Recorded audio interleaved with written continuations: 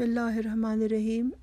Allahumma salli ala Muhammadin wa ala ali Muhammadin kama sallaita ala Ibrahim wa ala ali Ibrahim innaka Hamidum Majid. Allahumma barik ala Muhammadin wa ala ali Muhammadin kama barakta ala Ibrahim wa ala ali Ibrahim innaka Hamidum Majid. Imam Sahib is saying today that the series of tradition, the dars of the tradition, continues in the month of Ramadan, and today Imam Sahib wishes to present something about the strong relationship between the Holy Quran and Ramazan. In the Holy Quran, it says that the month of Ramadan is so blessed that Allah has revealed the Holy Quran in it, or that the Holy Quran was revealed about it. So the word Nuzul, or revelation, that is mentioned in this verse refers to perhaps the fact that the Holy Quran's revelation began on the 24th of Ramadan, and then it continued for 23 years. And one can also regard this verse to mean that the Holy Quran is the book which speaks of the greatness of Ramadan, and many of the verses of the Holy Quran have become associated with the month of Ramadan. So keeping these matters in mind, Imam Sahib wishes to present certain things for us to reflect upon. Imam Sahib is saying that according to history, just as he has said, the Holy Quran began on the 24th of Ramadan, and then this continued throughout the life of the Holy Prophet ﷺ. And Gabriel would come every Ramadan and would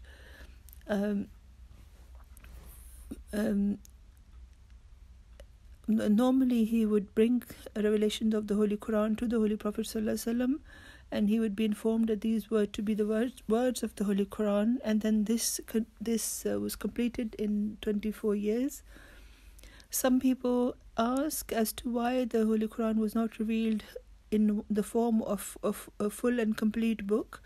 The Holy Quran itself responds to this question, and it says that by being revealed slowly, the teachings of the Holy Quran became embedded in the minds of people. So some people would memorize the words of the Holy Quran as well. So as it was being revealed, they would commit it to their memory, and so it is also important means for the peace and tranquility of the mind. So there are many reasons why it was revealed slowly.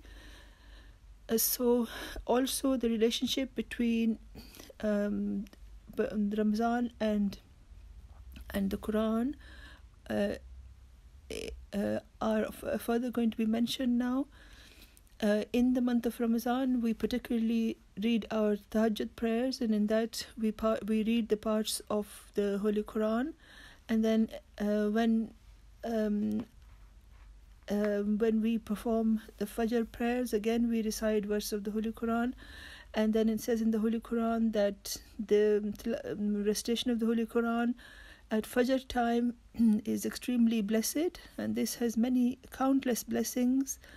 And one of the reasons is that when we sleep during the night, when we become refreshed in the morning, then his brain is fully alert, and in that state of complete wakefulness, when someone opens the Holy Quran and studies it, then he can study it with more attention, and one can glean more blessings from it.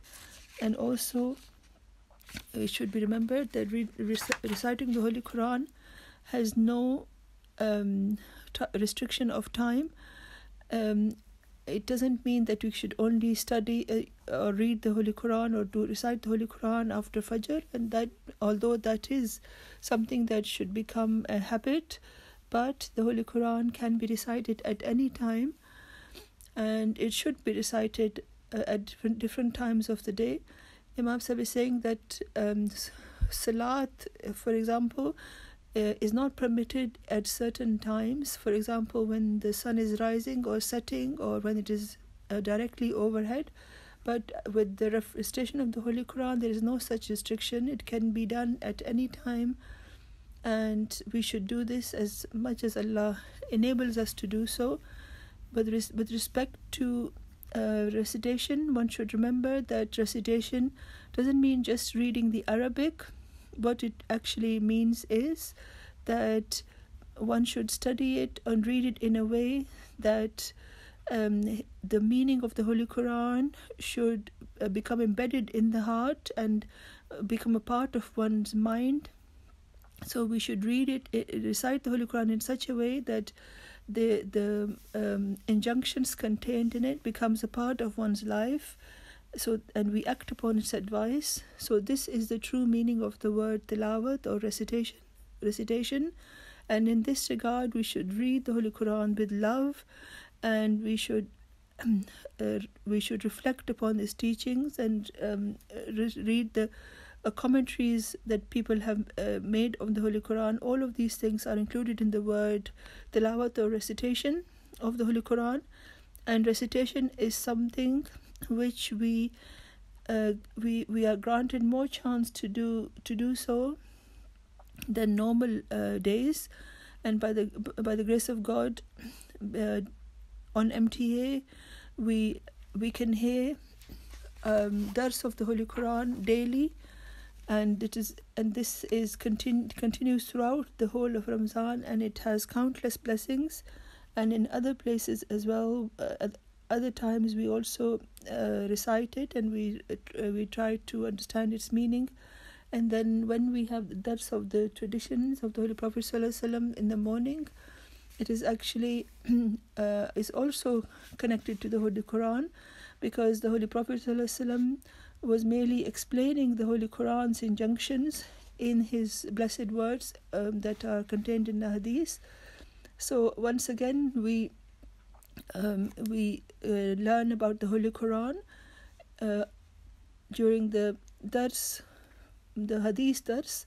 So it is a very strong relationship between the two, that is between Ramadan and the Holy Quran. And we should wonder as to whether we are partaking of these blessings or not, and